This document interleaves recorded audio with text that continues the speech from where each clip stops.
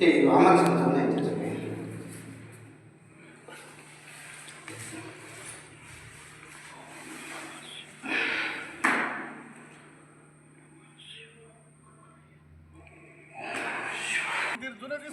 हो सर, हे जी मंदिर आहे ना, श्रीरामाच्या हाताने पिंड झालेली अरे हे बापरे. पूर्ण होतं पहिलं, आणि त्यांच्या हाताने पिंड होऊन आपण जे म्हणतो ना दंडकारण्य, रामाचं संकट निवारण इथं झालं. म्हणजे शंकेश्वर हे नाव आहे, म्हणून संकट हा शंकटेश्वर नाव आहे. आणि तुमच्या सारख्याचे योगदान इथं लाभले. हे दगड पाहिलं ना. हो हो, इथं गोटराम बाबाच्या काळामध्ये इथं यज्ञ झालता, आणि यज्ञामध्ये यज्ञकुंडाची निशाणी राहावं म्हणून हे हा आता नंतर ते साधं केलेलं आहे, त्याच्यात नाही काही. हे यज्ञकुंड हा हा मग तुळशी वृंदावन ठेवलं, आणि एक दुसरं त्याला शोभा म्हणून ते नंतर खाज केलं गावकऱ्याने. पण हे तो चौथार कशाचा आहे? ते साधू संत आहे, त्यांच्या समाधी आहे. समाधी. मंदिर आहे तो हा नरसिंह मंदिर. हा.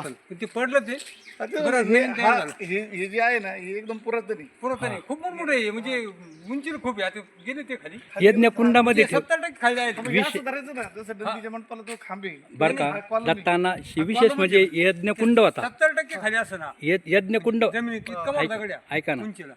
यज्ञकुंड होता, यज्ञकुंडाची निशाणी राहावं म्हणून तुळस वृंदावन केलं आता तिथे. हे वैजापूर तालुक्यात येतं का? नाही का नाही, गंगापूरमध्ये मतदारसंघ वैजापूरमध्ये होतो. आहे जे मंदिर आहे हे पूर्ण याच्यात हे पण ते असं दगड आहे. नरसिंह तुम्हाला 20 मिनिटात तुमच्या कशी होते जे कार्य करायचंय त्याला आशीर्वाद संकटेश्वर.